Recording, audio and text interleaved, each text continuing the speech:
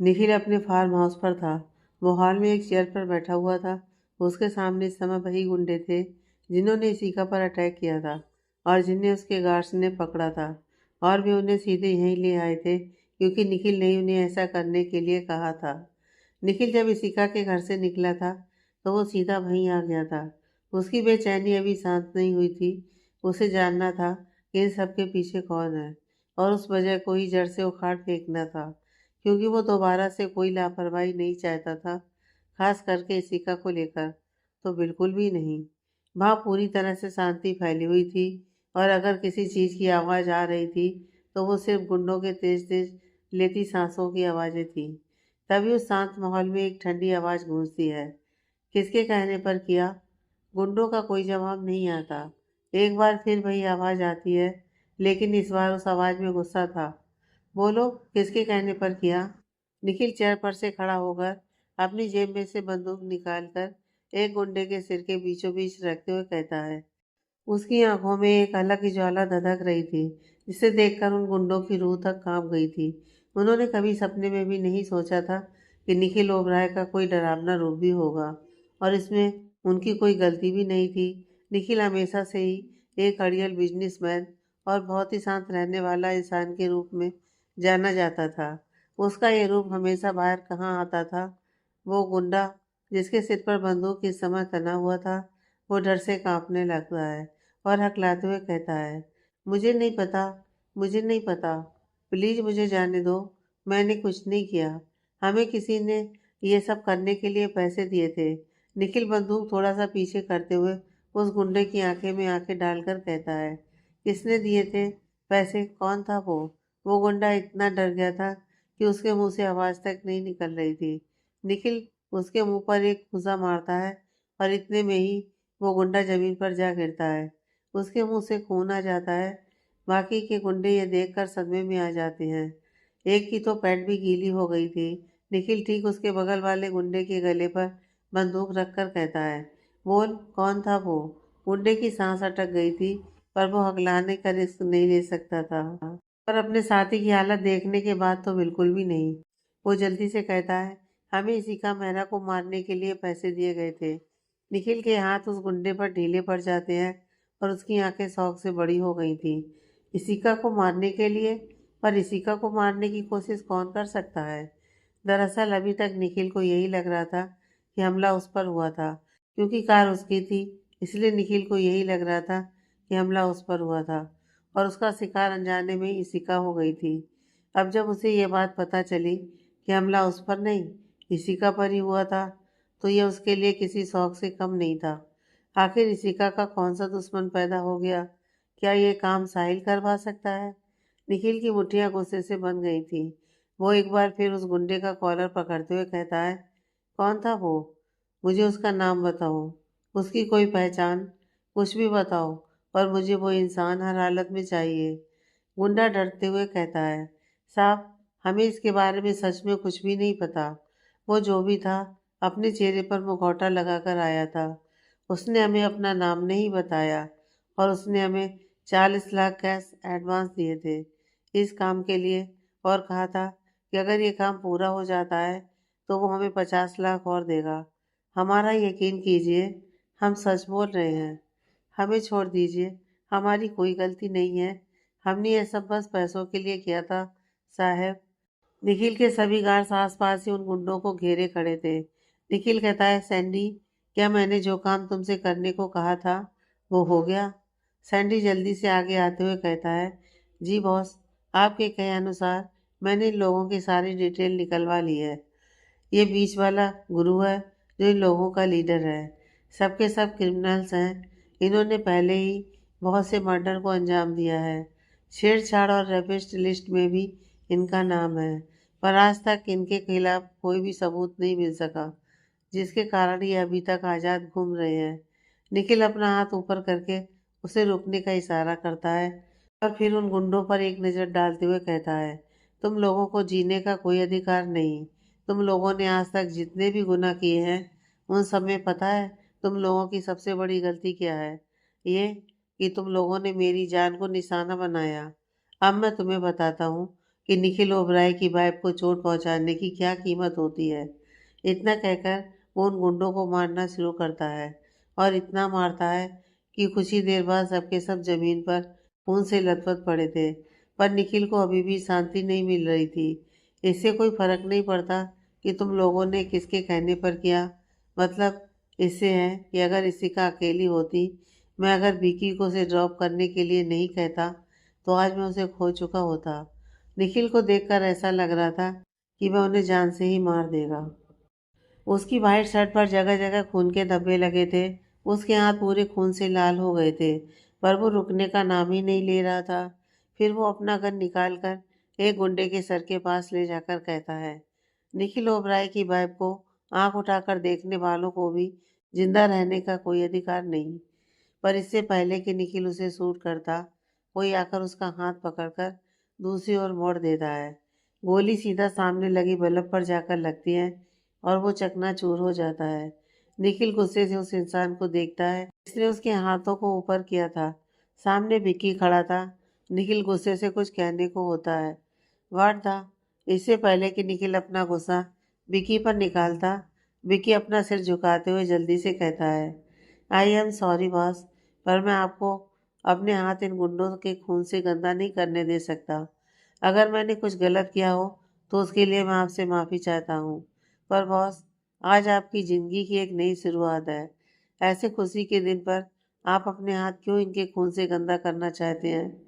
और एक बार सोच कर देखिए, अगर मैम को पता चला तो उन्हें भी ये बात बिल्कुल अच्छी नहीं लगेगी और इसका इफ़ेक्ट आपके रिश्ते पर पड़ सकता है।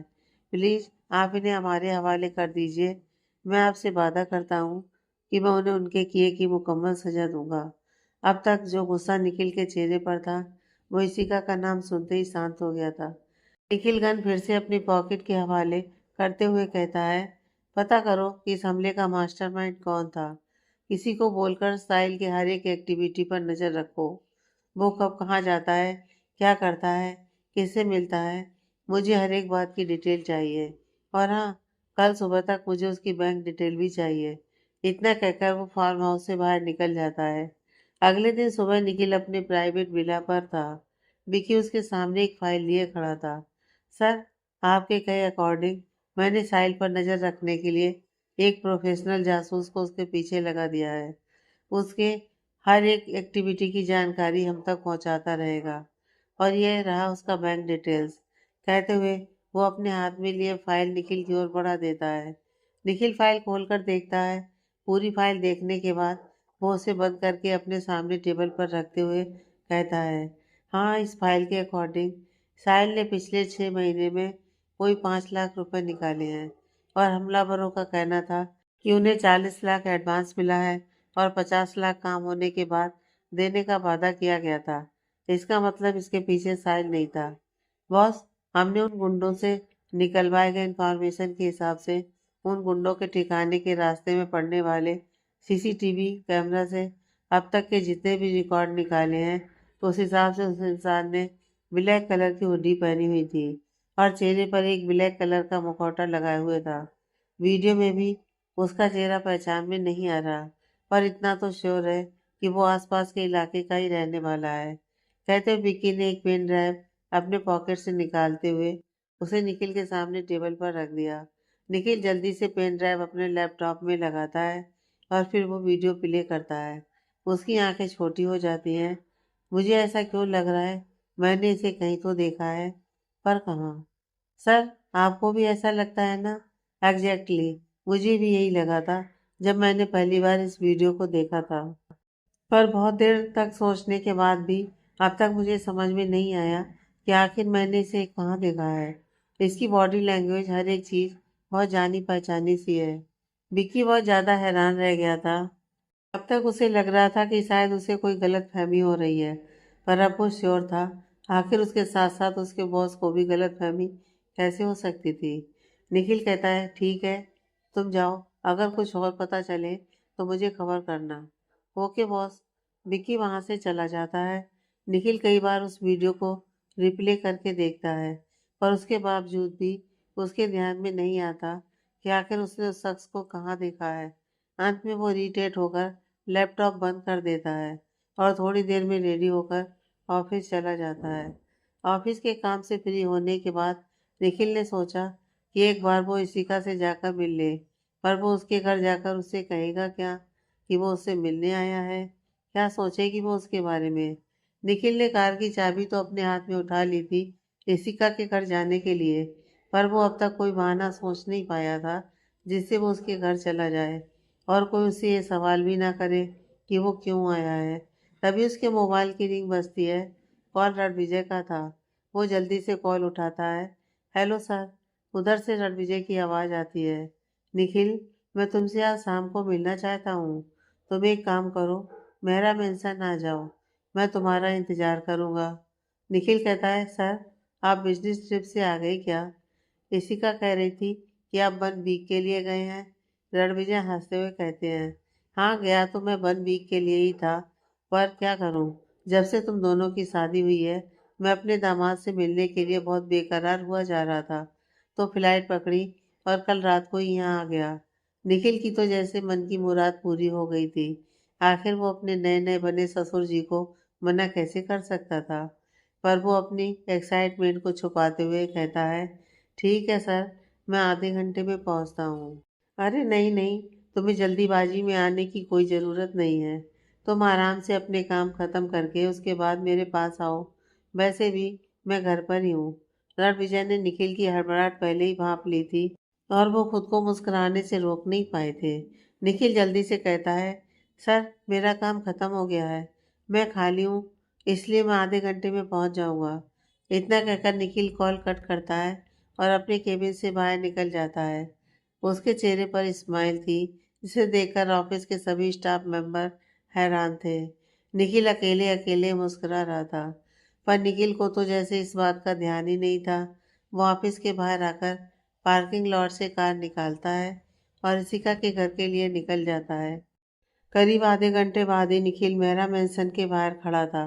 डोरबेल बजाने पर दरवाज़ा रणविजय ही खोलते हैं। निखिल रणविजय के पैर छूता है। रणविजय उसे अपने गले से लगा लेते हैं। दोनों आकर सोफे पर बैठ जाते हैं। रणविजय मेड से निखिल के लिए चाय नाश्ते का इंतजाम करने के लिए कहते हैं और फिर वापस से निखिल के पास आकर बैठते हुए कहते हैं, तो निखिल, काम कैसा चल रहा है तुम्हारा?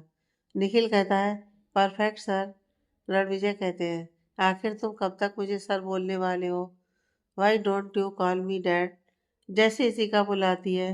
निखिल हल्के से मुस्कुराते हुए कहता है, तब तक नहीं जब तक वो ये अधिकार मुझे खुद नहीं दे देती।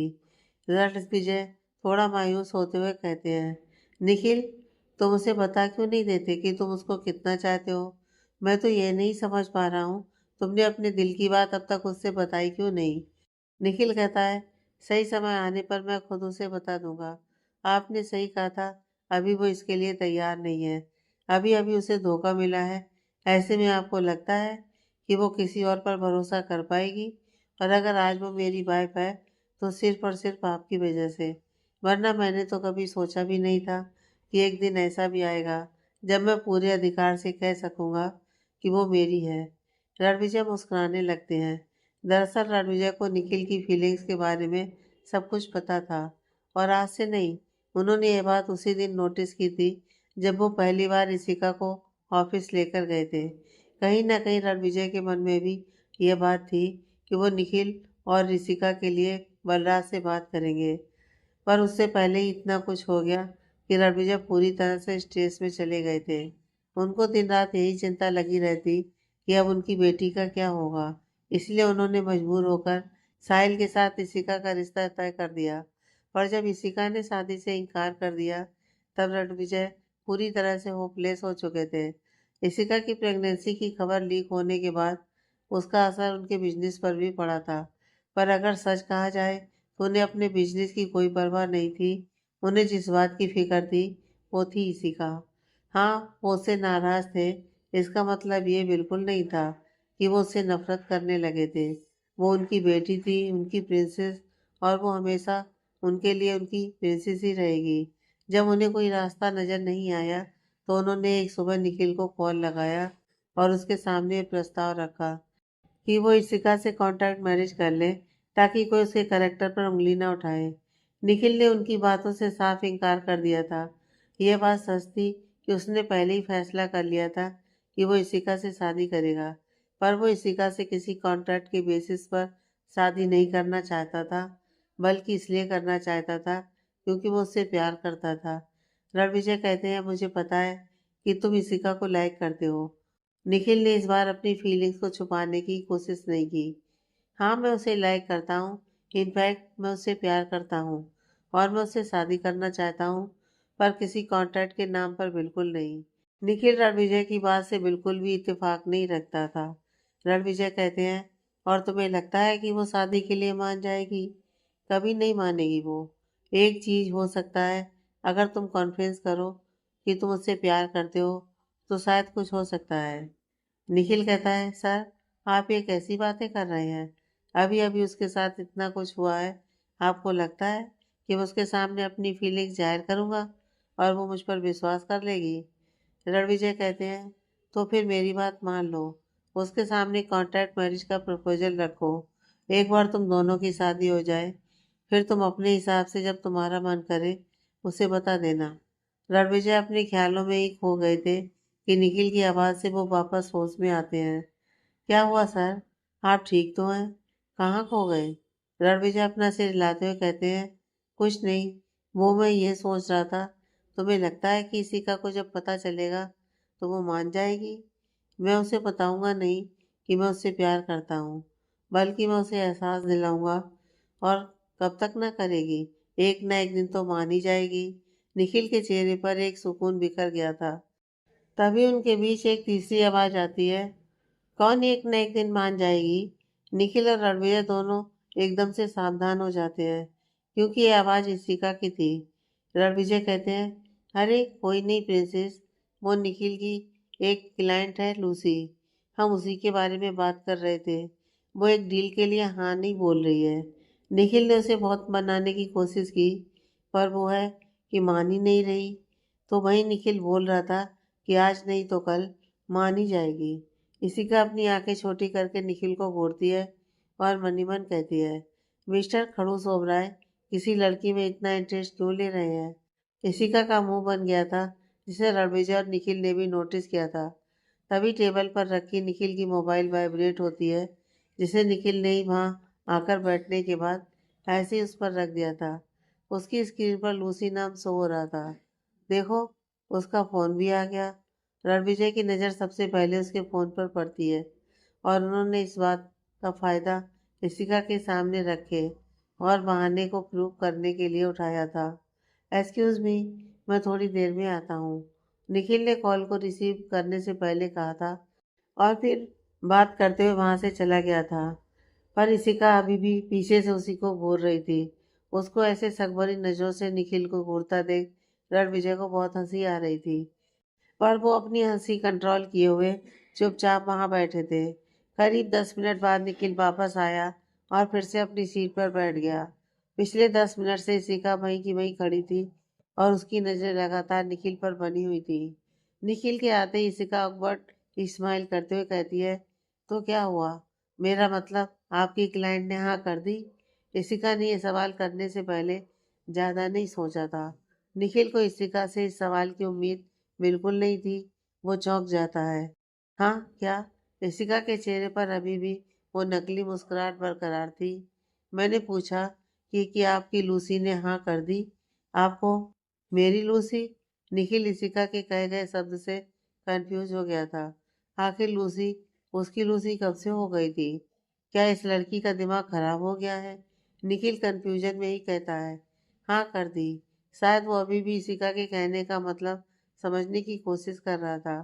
इशिका चिढ़ गई थी। अच्छी बात है, वैसे आप यहाँ क्या कर रहे हैं? फिर वो रणविजय की ओर देखते हुए कहती है, "ओ, जरूर आपको डैड से कोई ऑफिस से रिलेटेड काम होगा, तो कीजिए अपना काम। मैं तो बस अपने फ्रूट्स लेने आई थी।" वो किचन की ओर पूछते हुए जाती है, आंटी, क्या मेरे फ्रूट्स तैयार है? जी मालकिन। मेड की आवाज़ किचन में से ही आई थी। निखिल रणविजय की ओर देखता है, जैसे उनसे पूछ रहा हो कि ऐसे बिहेव क्यों कर रही है। रणविजय तो बस मुस्कुराकर इशिका को जाते हुए देख रहे थे। निखिल कहता है, सर, क्या आप मुझे बताएंगे कि आप मुस्कुरा क्यों रहे हैं? रणविजय कहते हैं, I think Ishika is jealous. What? शौक के कारण निखिल की आवाज़ तेज निकल गई थी। रणविजय उसको इशारे से धीरे बोलने के लिए कहते हैं, हाँ मुझे ऐसा लगता है। तुमने देखा नहीं, लूसी का नाम सुनते ही कैसे चिढ़ गई थी। तभी शिखा एक प्लेट में फ्रूट्स लेकर किचन से बाहर आती है। वो ठीक निखिल और रणविजय के सामने से होते हुए अपने रूम की ओर बढ़ रही थी, लेकिन एक बार भी उसने अपनी नज़र उन दोनों की ओर नहीं की थी। वो फ्रूट्स खाते हुए जा रही थी। निखिल की नज़र उसकी प्लेट पर जाती है। वो देखता है कि उसकी प्लेट में पपाया था और इसी का इस समय पपाया ही अपने मुंह में डालने जा रही थी। निखिल एक झटके से अपने सीट से खड़ा होकर उसकी ओर भागता है। इशिका। इससे पहले कि कोई कुछ रिएक्ट कर पाता, निखिल इशिका के हाथ से फ्रूट छीनकर नीचे फेंक देता है।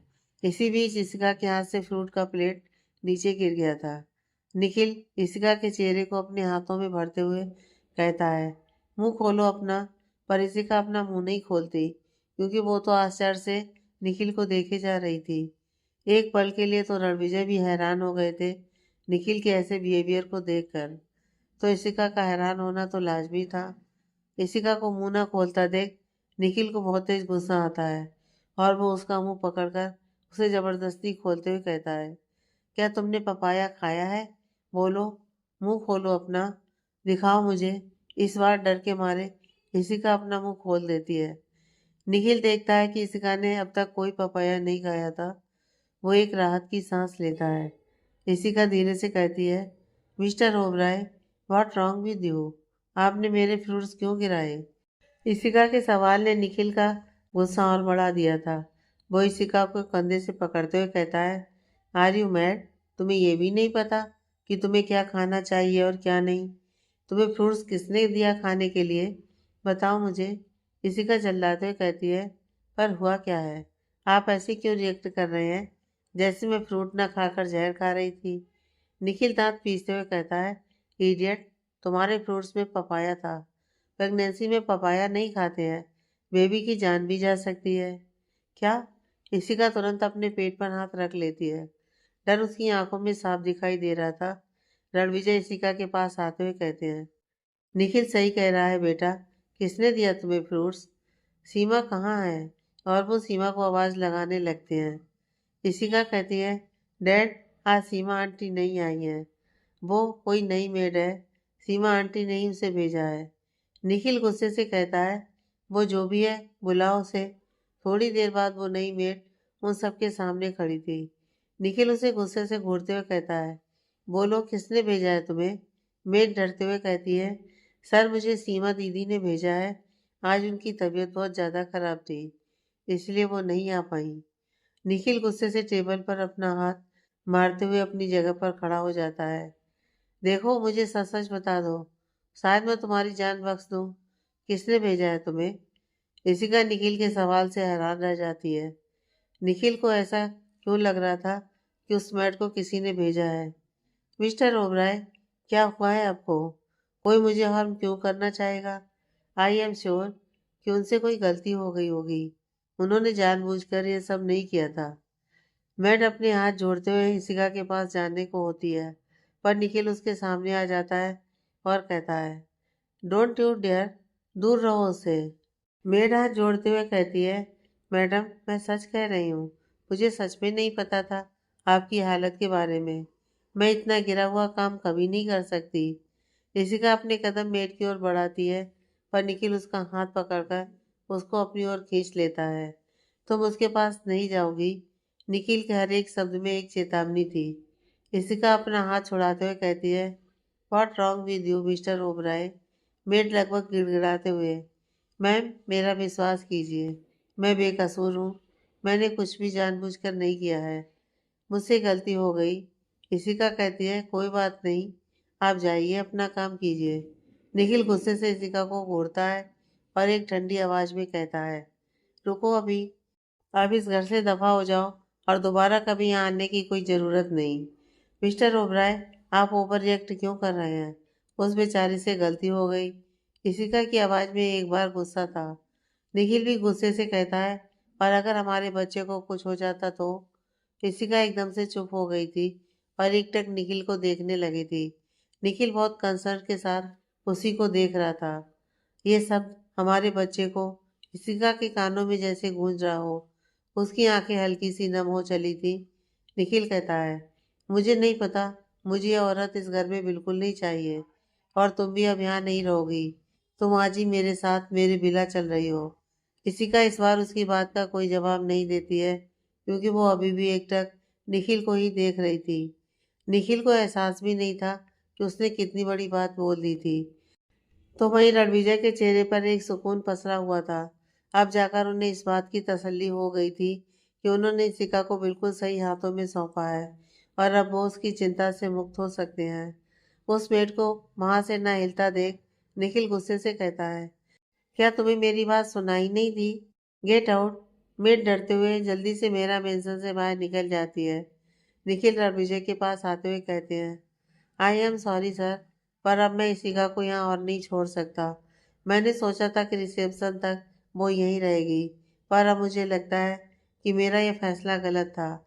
इससे पहले कि रणविजय कुछ कहते, इशिका कहती है, मिस्टर ओबराय, मैं शादी के अनाउंसमेंट होने तक यहीं रहना चाहती हूँ।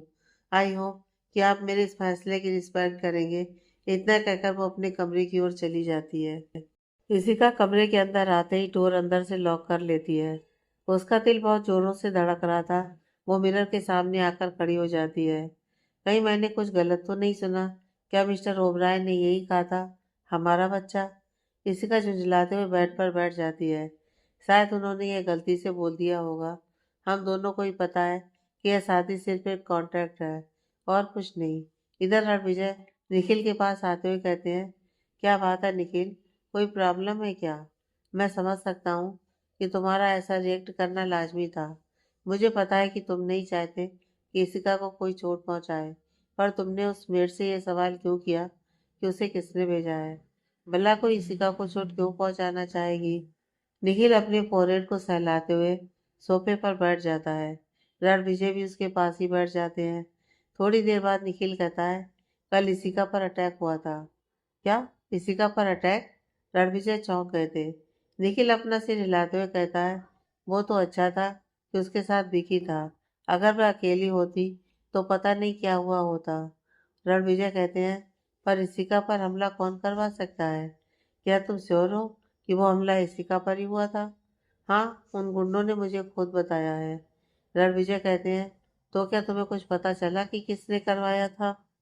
नहीं, कुछ पता चला। समझ नहीं आ रहा कि कौन है जो इशिका को जान से मारना चाहता है। उस समय इशिका मेरी कार में थी, तो मुझे लगा कि शायद हमला मुझ पर हुआ था और इशिका इन सब में यूं ही फंस गई थी। पर फिर बाद में सच्चाई कुछ और निकली। मुझे साहिल पर शक था। मैंने उसके पीछे आदमी लगा दिए थे। वो हमें उसकी हर एक हरकत की खबर पहुंचाता रहेगा। आई एम सॉरी सर, मैं बस थोड़ा परेशान था। कल अटैक हुआ, फिर आज अचानक से यह हादसा। हो सकता है कि मैंने ज़्यादा रिएक्ट किया हो, पर अगर सच में उसे किसी ने भेजा हो तो। निखिल को अभी भी इशिका की टेंशन हो रही थी। कल का वाकया वो अभी भूला नहीं था। रणविजय कहते हैं, मैं इसके बारे में सीमा से पता लगाता हूँ। अगर उसने भेजा होगा तो वो उसकी गारंटी भी लेगी। वैसे भी सीमा को इशिका से बहुत लगाव है। वो इशिका को चोट पहुंचाने के बारे में कभी सोच भी नहीं सकती। निखिल कहता है, ओके सर, तो अब मैं चलता हूँ। आप प्लीज़ थोड़ा सावधान रहिएगा। किसी अनजान को घर के अंदर मत आने दीजिएगा। तब तक, जब तक मैं इस बात का पता नहीं लगा लेता कि इन सबके पीछे कौन है। रणविजय निखिल को हक करते हुए कहते हैं, डोंट वरी माई सन, मैं तुम्हारी वाइफ का पूरा ध्यान रखूंगा। भूलो मत, वो मेरी बेटी भी है और रणविजय के रहते हुए कोई उसकी प्रिंसेस को छू भी नहीं सकता। निखिल हल्का सा मुस्कुराता है और वहां से चला जाता है। इशिका अपने कमरे की बालकनी में खड़ी अपने ख्यालों में ही खोई हुई थी कि तभी से निखिल गार्डन से होता हुआ बाहर जाता दिखाई देता है। निखिल को देखते ही फिर उसका दिल जोरों से धड़कने लगता है। इशिका अपने सीने पर हाथ रख लेती है। ओ गॉड, नॉट अगेन। आखिर मिस्टर खड़ूस ओबराय के मेरे सामने आते ही मेरा दिल इतना जोरों से क्यों धड़कने लगता है? निखिल अपनी कार के पास आकर अंदर बैठने के लिए डोर ओपन करता है। तभी उसकी नज़र इशिका की बालकनी पर पड़ती है, जहाँ इशिका खड़ी निखिल को ही देख रही थी।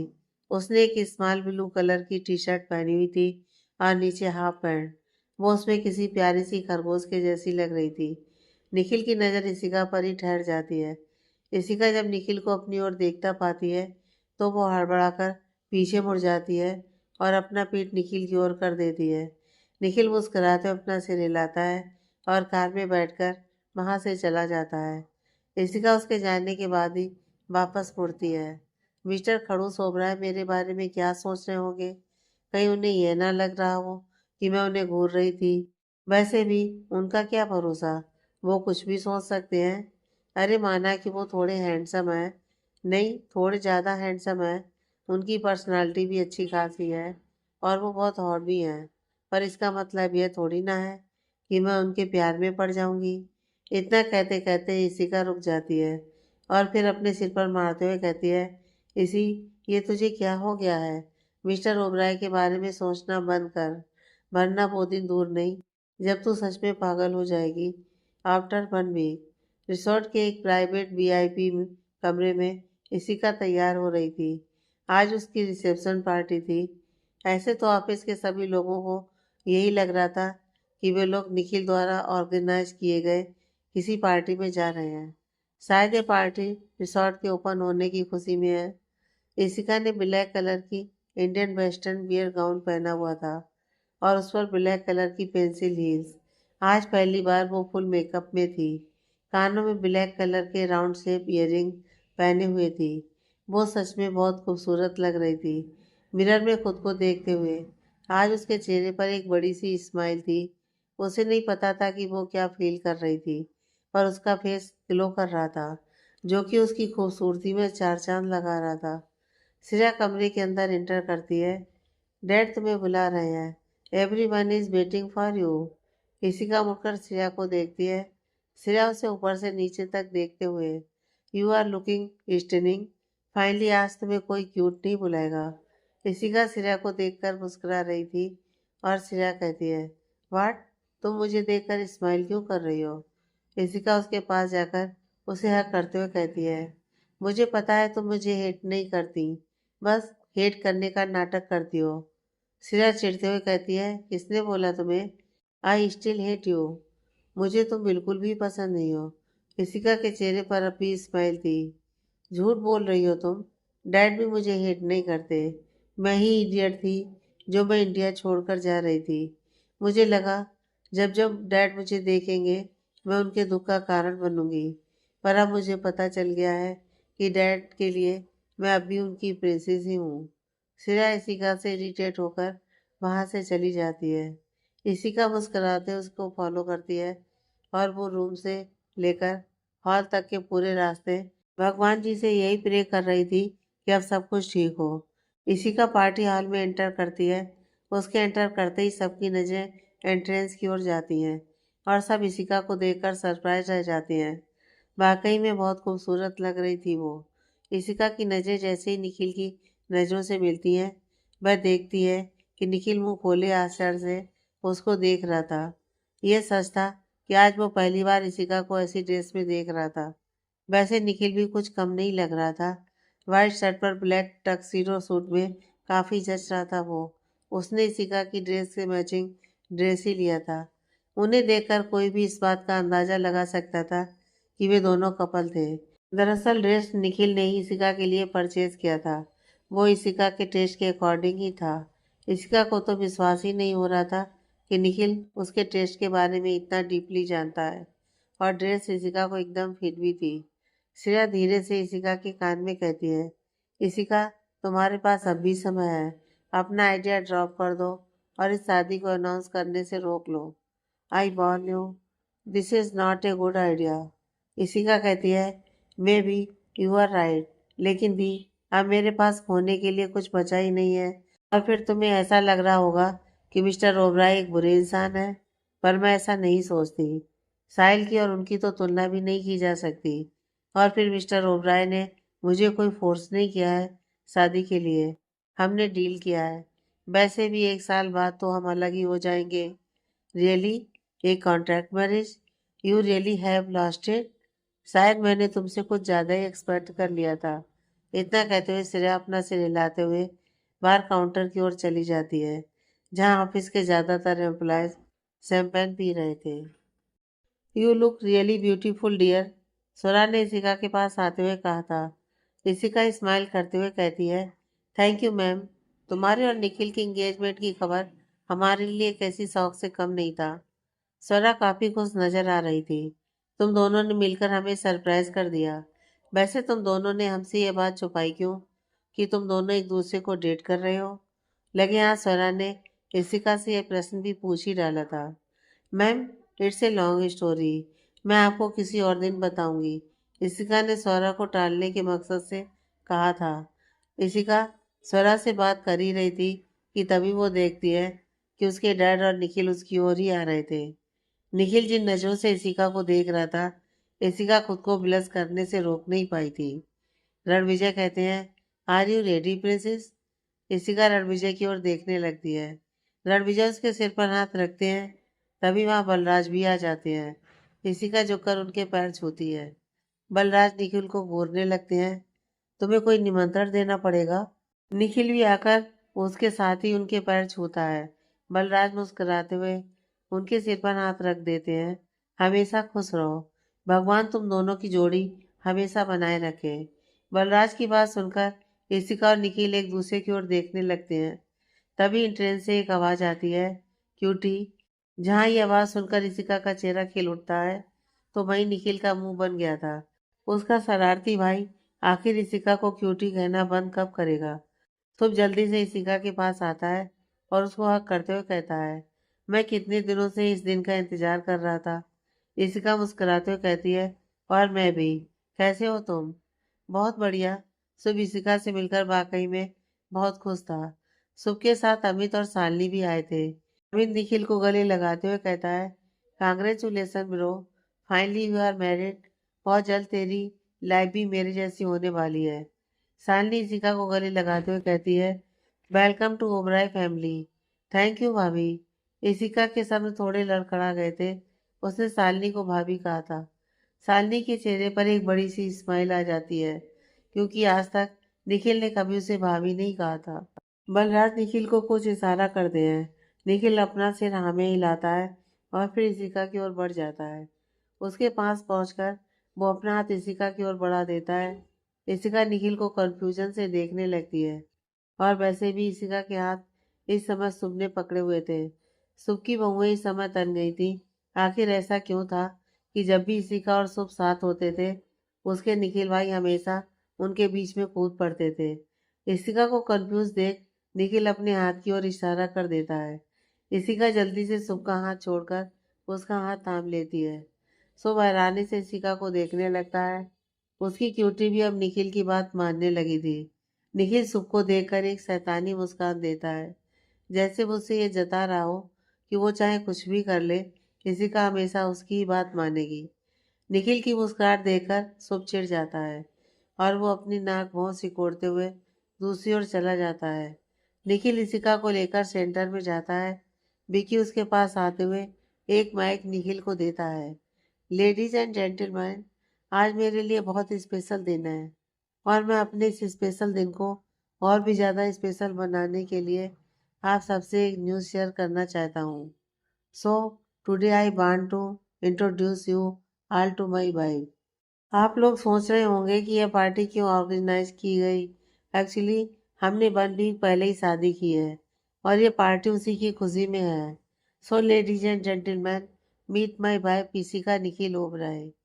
निखिल ने अपने हाथ इशिका की कमर पर रखकर उसको अपने थोड़ा और करीब खींचते हुए कहा था। ठीक इसी समय रीता पार्टी हार में एंटर करती है। निखिल का ये अनाउंसमेंट सुनकर उसके पर एंट्रेंस पर ही जम गए थे, और वो अपनी जगह पर ही जम गई थी। उसकी आंखें गुस्से से इशिका को घूर रही थी और उसकी मुट्ठियां कसकर भिंच गई थी। ऐसा लग रहा था जैसे वो किसी भी पल इशिका का खून कर देगी। तो वहीं इशिका के पेट में मानो हजारों तितलियां एक साथ उड़ने लगी थी। वो निखिल के चेहरे को देखती है। निखिल के चेहरे की मनमोहक मुस्कान उसके दिल की धड़कन को एक पल के लिए रुकने को मजबूर कर देती है। इशिका मन ही मन कहती है, क्या यह उसकी फेक स्माइल है? कोई फेक स्माइल में भी इतना ज्यादा हैंडसम कैसे लग सकता है? He is like a king, लेकिन मैं उसकी क्वीन बनने के लायक कभी नहीं बन सकती। इशिका थोड़ी उदास हो गई थी। निखिल की नज़र जैसे ही इशिका पर जाती है, वो झुककर उसके कान में धीरे से कहता है, Mrs Oberoi, don't give such expression. क्या तुम ये चाहती हो कि लोगों को ये पता चल जाए कि हम नाटक कर रहे हैं? अगर नहीं तो प्लीज स्माइल। इशिका जैसे नींद से जागी हो, और अगले ही पल उसके चेहरे पर एक बहुत ही खूबसूरत सी स्माइल थी। निखिल कहता है, दैट्स बेटर। वैसे कैसा लग रहा है तुम्हें मिसेस ओबराय बनकर? इशिका उसके सवाल का जवाब नहीं देती है, लेकिन उसका चेहरा ब्लश जरूर करने लगा था। मिस्टर ओबराय, इशिका धीरे से कहती है। शायद वो कुछ कहना चाहती थी। आखिर कब तक तुम मुझे मिस्टर ओबराय बुलाने वाली हो? निखिल ने उसकी बात पूरी होने से पहले ही अपना यह सवाल पूछ लिया था। तुम्हें नहीं लगता कि लोगों को यह चीज़ बहुत अजीब लगेगी? I mean they think we are in love. You can call me Nikhil. मेरा नाम इतना बुरा भी नहीं है। निखिल ने यह बात इशिका के कान में इतने ज़्यादा करीब आकर बोली थी कि इशिका एक पल के लिए सिर सी उठी थी। All right Nikhil.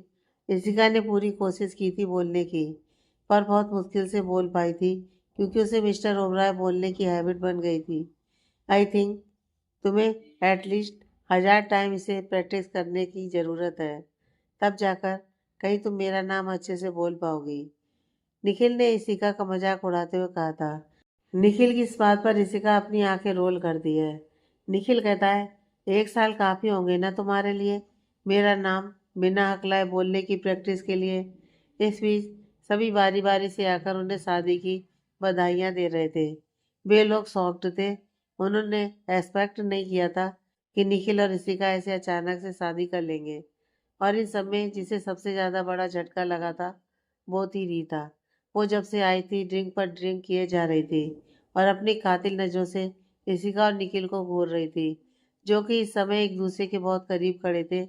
ऐसा लग रहा था कि रीता इशिका को अपनी आंखों से ही भस्म कर देगी।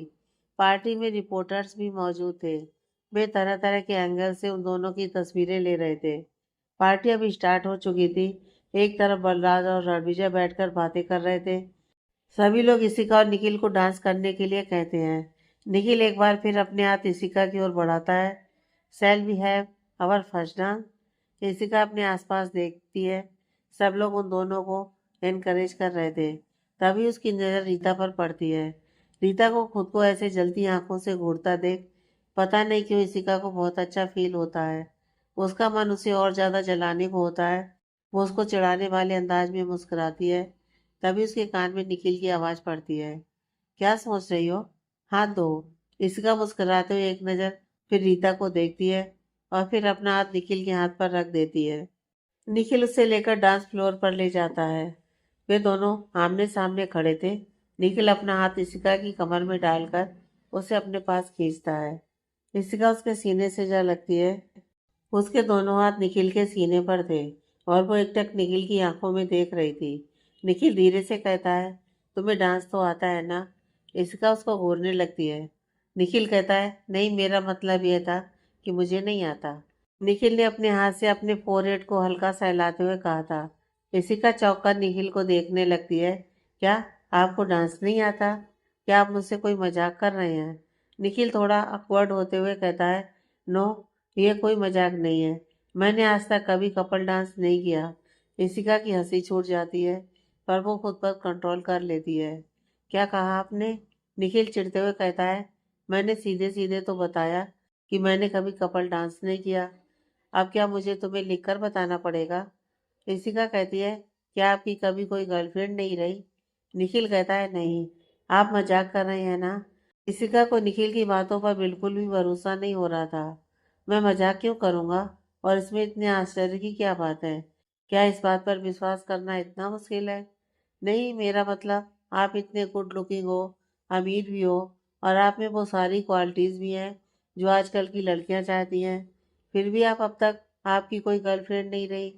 थोड़े आश्चर्य की बात है। निखिल अपने एक कदम इशिका की ओर बढ़ाते हुए कहता है, तुम वो पहली लड़की हो जो मेरी जिंदगी में आई हो। निखिल के वाक्य इशिका के दिल के अंदर तक जाते हैं, और उसका दिल एकदम से बहुत बेचैन लग रहा था।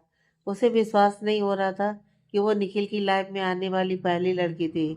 इशिका निखिल के हाथों को अपने हाथों में थामती है। निखिल इशिका को हैरानी से देखता है।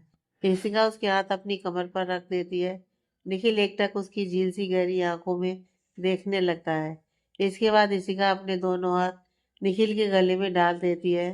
गाना स्टार्ट होता है। बेरंगे थे दिन, बेरंगी सामें, आई है तुमसे रंगीनियाँ, फीके थे लम्हे जीने में सारे, आई है तुमसे नमकीनियाँ।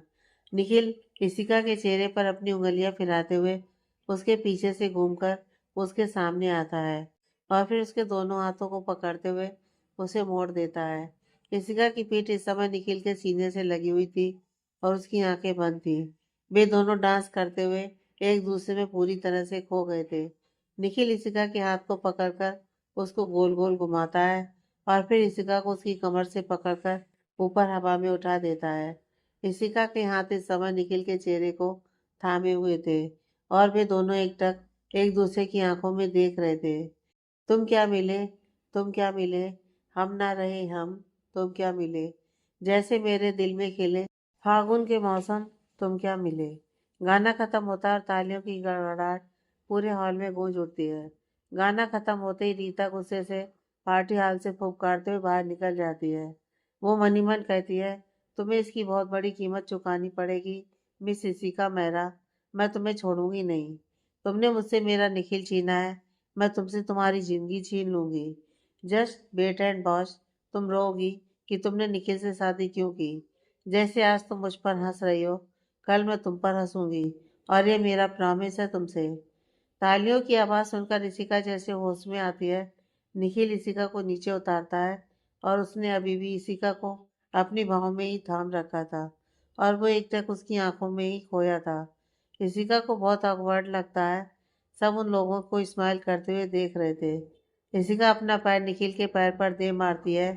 निखिल जैसे ही अचानक से ही होश में आया और हड़बड़ाते हुए सबकी ओर देखता है और फिर इशिका को घूरते हुए कहता है, you are such a terrible dancer. Ishika चिढ़ते हुए, हाँ तो आप भी कोई ऋतिक रोशन नहीं है। निखिल कहता है, हाँ तो मैंने तो तुम्हें पहले ही बताया था कि यह मेरा फर्स्ट टाइम है। एक्चुअली कंपनी की पूरी जिम्मेदारी मेरे ऊपर थी और साथ में मुझे अपनी स्टडी भी मेंटेन करनी थी। मुझे कभी इन सब चीज़ों के लिए समय ही नहीं मिला। इशिका के चेहरे पर जो मुस्कुराहट थी वो एकदम से गायब हो गई थी।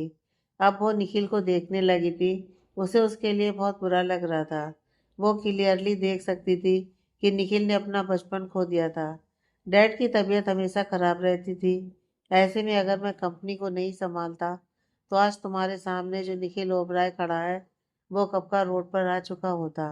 इशिका के दिल में एक टीस सी उठती है और वो निखिल का हाथ कसकर पकड़ लेती है। निखिल इशिका को देखने लगता है जिसकी आंखों में न जाने कितने इमोशंस घूम रहे थे। इशिका उसका मूड लाइट करने के लिए कहती है, आर यू श्योर, यही कारण था। मेरा मतलब है कि हो सकता है कि वे सभी लड़कियां आपके पास आने से डरती हों। निखिल इशिका को घूरने लगता है। डू यू इवन नो कि मैं कितना ज़्यादा पॉपुलर था अपने स्कूल टाइमिंग पर तुम इस बात का अंदाज़ा भी नहीं लगा सकती कि कितनी लड़कियां मुझ पर मरती थी। पर उनमें से किसी में भी वो बात नहीं थी जो निखिल ओबराय को अट्रैक्ट कर सकती। इशिका को निखिल की इस बात पर कोई शक नहीं था कि स्कूलिंग टाइम पर बहुत सी लड़कियां उस पर फिदा होंगी, क्योंकि वो था ही ऐसा। उससे कोई लड़की इफेक्ट हुए बिना रह ही नहीं सकती थी। इशिका अभी सोच ही रही थी कि तभी उसे उसके कानों के पास निखिल की सांसें महसूस होती हैं। बी केयरफुल, कहीं तुम भी उन लड़कियों में से एक ना बन जाना जिसका दिल मेरे लिए धड़कता है। इशिका कहती है, हाँ हाँ हाँ, इन योर ड्रीम्स।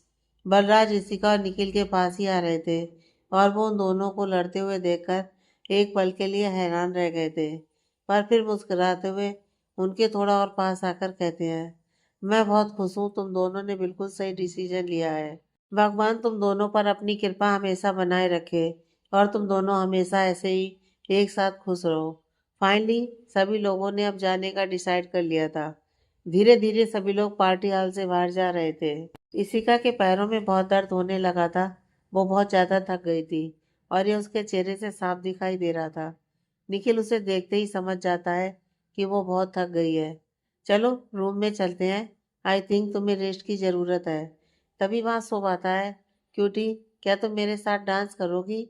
इस बार शुभ की बात सुनकर निखिल की बहुएं तन गई थी। इससे पहले कि इसका उसके सवाल का कोई भी जवाब दे पाती, निखिल एक स्ट्रिक्ट वॉइस में कहता है, बिल्कुल नहीं, वो बहुत ज़्यादा थक चुकी है और अब उसे रेस्ट की ज़रूरत है। शुभ चिढ़ते हुए कहता है, वो थक गई है या आप चाहते ही नहीं कि मैं उनके साथ डांस करूं? आप हमेशा से मुझे देखकर जलते आए हो। निखिल अपनी आंखें रोल करता है, जैसे वो शुभ की बचकानी शिकायतें और ज़्यादा बर्दाश्त नहीं कर सकता था। वो इशिका का हाथ पकड़ते हुए कहता है, चलो कमरे में। इशिका फिर एक बार बेचारगी से शुभ की ओर देखने के सिवाय और कुछ नहीं कर पाती है और शुभ वहाँ खड़ा गुस्से से निखिल को घूरता ही रह जाता है। निखिल इशिका को 9th फ्लोर पर ले जाता है और डोर ओपन करके इशिका को अंदर आने का इशारा करता है। इशिका अंदर जाती है।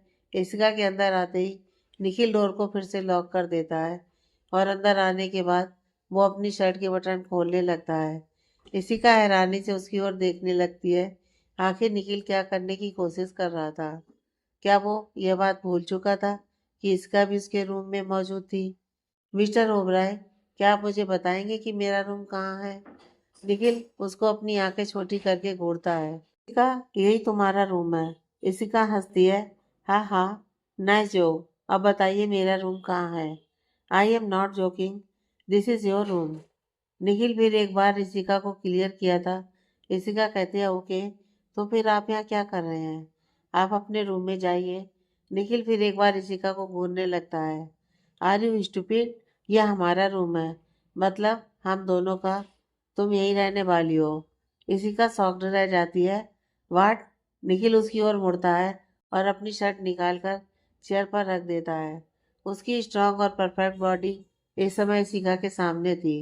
इशिका अपना मुंह खोले उसकी अट्रैक्टिव पर्सनैलिटी और उसके एब्स को घूर रही थी, पर निखिल ने अब तक एक बार भी इशिका की ओर नहीं देखा था। वो अपनी बेल्ट खोलने लगता है। इशिका इस बार जल्दी से रिएक्ट करती है। मिस्टर ओबराय, क्या कर रहे हैं आप? प्लीज़ बाथरूम में जाइए। आप क्या यहीं अपने पूरे कपड़े निकालने वाले हैं? क्या आपको मैं दिखाई नहीं दे रही? निखिल के हाथ रुक जाते हैं। उसे अपनी गलती का एहसास होता है। Oh, I am so sorry. Actually मुझे हमेशा रूम में ही चेंज करने की हैबिट है, पर लगता है अब मुझे अपनी ये हैबिट सुधारनी होगी। डोंट वरी, आगे से मैं इस बात का ध्यान रखूंगा और अपने कपड़े बाथरूम में ही चेंज करूंगा। इतना कहकर वो क्लोजेट रूम की ओर जाता है और उनमें से अपने कपड़े निकालकर बाथरूम की ओर बढ़ जाता है। किसी का एक गहरी सांस लेती है। ओह गॉड, मिस्टर ओबराय सच में बहुत अजीब बिहेव कर रहे हैं। आखिर हुआ क्या है इन्हें? इशिका सबसे पहले अपने मेकअप रिमूव करती है और अपने बाल कॉम्ब करती है। फिर वो कॉर्नर में पड़े सूटकेस की ओर बढ़ जाती है, जो कि उसके ही थे। वो अपने लगेज में से अपने शॉर्ट्स निकालती है और फिर बेड पर बैठकर निखिल के बाहर आने का इंतजार करने लगती है। थोड़ी देर बाद निखिल शावर लेने के बाद अपने हाथों में टॉवल लिए अपने बालों को सुखाते हुए बाहर आता है। पर जैसे ही उसकी नज़र बेड पर बैठी इशिका पर पड़ती है, उसके हाथ जिससे वो अपने बाल सुखा रहा था वो रुक जाते हैं और उसकी आंखें छोटी हो जाती हैं। वो टॉवल चेयर पर फेंक कर इशिका के पास आता है और अपने हाथ बांधकर उसके सामने खड़ा हो जाता है। इशिका पहले तो उसे अपने इतने पास देखकर चौंक जाती है। आखिर निखिल उसे घूर क्यों रहा था?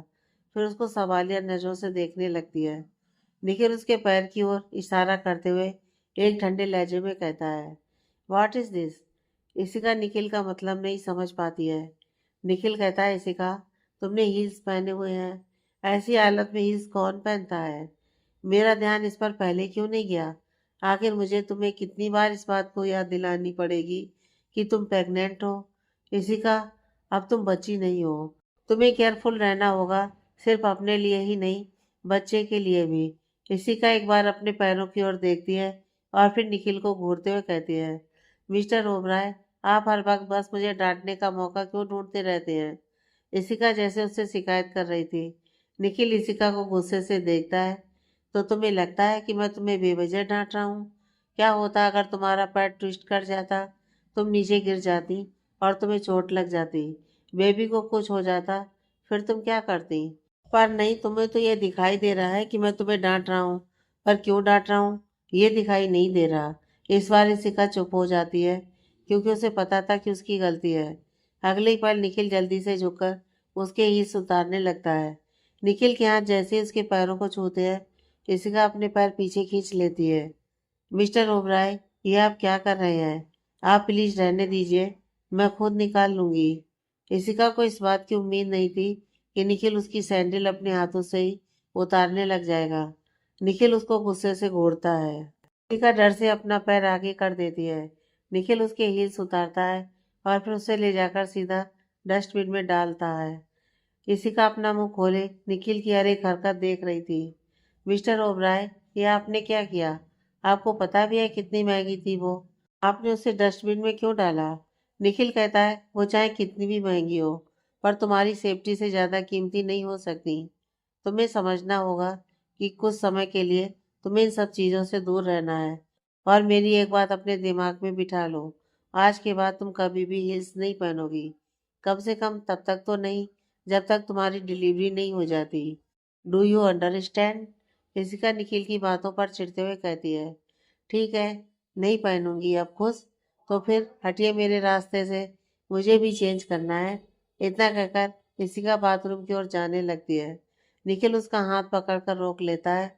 क्या तुम्हें तुम्हारी जिप को ओपन करने में मेरी हेल्प चाहिए? इशिका को याद आता है कि जब उसने गाउन पहना था तब भी उसने जिप को बंद करने की बहुत कोशिश की थी, पर अंत में उसे उसकी स्टाइलिस्ट ने ही बंद किया था।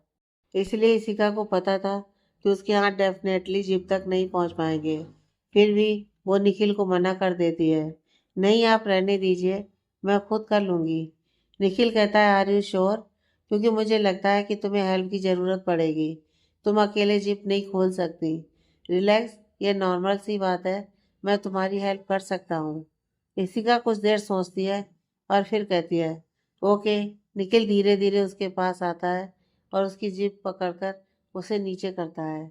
इशिका की आंखें बंद हो जाती हैं और उसकी सांस स्वाभाविक रूप से तेज चलने लगी थी। निखिल की नज़र इशिका की गोरी पीठ पर पड़ती है। वो जल्दी से अपनी नज़र दूसरी ओर कर लेता है। जिप के खोलते ही इशिका बाथरूम में तेज कदमों से चली जाती है। वो खुद को निखिल के सामने और ज़्यादा अकवर्ड नहीं करना चाहती थी, इसलिए वो जल्दी से बाथरूम में चली गई थी और अंदर जाते ही उसने दरवाज़ा लॉक कर लिया था। थोड़ी देर तक अपने गाउन से जद्दोजहद करने के बाद फाइनली वो उसे उतारने में कामयाब हो गई थी। थोड़ी देर बाद ही वो अपने कंफर्टेबल कपड़ों में बाथरूम से बाहर आती है। जब वो चेंज करके बाहर आती है तो देखती है कि निखिल अपनी आंखें बंद किए हुए पीठ के बल बेड पर लेटा हुआ था। इसी का कमरे में एक और लगे सोफे की ओर देखती है। सोफा बहुत ज़्यादा कंफर्टेबल नहीं था क्योंकि वह छोटा था। उसे डर था कि अगर वो सोफे पर सोती है तो कहीं रात में गिर ना जाए, और इस हालत में वो कोई रिस्क नहीं ले सकती थी। इसी का थोड़ी हिचकिचाहट के साथ कहती है, मिस्टर ओबराय, मैं कहाँ सोऊंगी? निखिल अपनी आंखें बंद किए हुए ही बेड पर दूसरी ओर अपने हाथों से इशारा करते हुए कहता है, बेड पर। आई थिंक इतना जगह हम दोनों के लिए इनफ है। मैं आपके साथ एक बेड शेयर नहीं करूंगी। इशिका ने साफ साफ इनकार कर दिया था उसके साथ बेड शेयर करने से। निखिल धीरे से अपनी आंखें खोलता है। हे रिलैक्स, मैं कोई पवर्ट नहीं हूँ जो आधी रात को तुम्हारा फायदा उठाऊंगा। तुम यहाँ रिलैक्स होकर सो सकती हो। I don't touch you. इतना कहकर निखिल अपनी आंखें एक बार फिर से बंद कर लेता है। इशिका थोड़ी हिचकिचाती हुई बेड की दूसरी ओर जाकर बैठ जाती है और फिर पिलो को लेकर अपने और निखिल के बीच एक बैरियर बना देती है। आप प्लीज अपने साइड ही रहिएगा। इशिका ने निखिल को वार्न किया था। निखिल उठकर उसके पास आता है। इशिका, आई थिंक तुम भूल रही हो, ये पूरा बेड मेरा ही है। इशिका कहती है, यह आपका बेड था मिस्टर ओबराय। क्या आप ये बात भूल गए हैं कि मैं अब आपकी वाइफ हूँ? उस हिसाब से आपका आधा बेड मेरा है। इशिका की बात सुनकर निखिल के चेहरे पर एक मुस्कुराहट आ गई थी और वो अपनी साइड जाकर लेट जाता है। ओके, मैं तुम्हारी साइड नहीं आऊँगा, पर तुम अपना देख लेना, कहीं ऐसा ना हो कि आधी रात में तुम्हारा इरादा बदल जाए। नहीं, अगर ऐसा हो भी गया तो मुझे कोई दिक्कत नहीं है। इशिका फिर एक बार निखिल की बातों पर हैरान रह गई थी। उसे यकीन नहीं हो रहा था कि क्या यह वही निखिल ओबराय है जिसे वो जानती थी, या फिर ये कोई और ही है। इशिका पिलो पर अपना सिर रख लेती है क्योंकि वो बहुत ज़्यादा थक गई थी, इसलिए थोड़ी देर में उसे नींद आ जाती है। निखिल अभी भी जाग रहा था। ऋषिका के सोने के बाद वो ऋषिका की ओर मुड़ता है और फिर धीरे से उसके पास आकर उसके फोरहेड को सहलाते हुए उस पर एक लाइट किस करता है। Good night Mrs Oberoi. सोने से पहले निखिल के आखिरी अल्फाज यही थे। थोड़ी देर में उसकी भी आंख लग जाती है और वो भी नींद के आगोश में चला जाता है। आगे की कहानी नेक्स्ट पार्ट में।